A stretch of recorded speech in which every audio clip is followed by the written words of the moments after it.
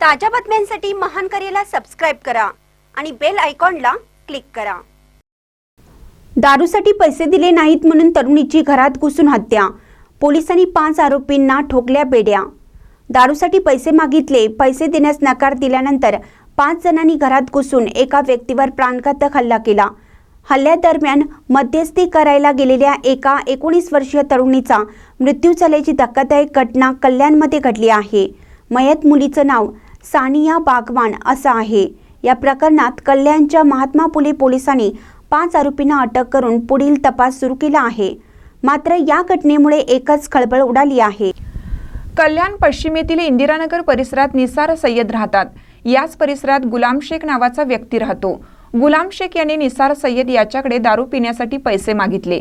निसार सय्यद यांनी पैसे देण्यास स्पष्ट नकार दिला।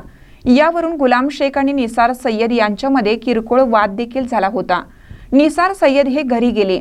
निसार सय्यद कुटुंबासह घरात जेवण करीत असताना गुलाम शेख याचा मुलगा अब्दुल घरात आला। त्यांनी निसार यांना विचारलं की तू माझ्या वडिलांसोबत का वाद केला। यावरून अब्दुल यांनी निसार सय्यद यांना लाकडी दांडक्याने मारहाण सुरू केली।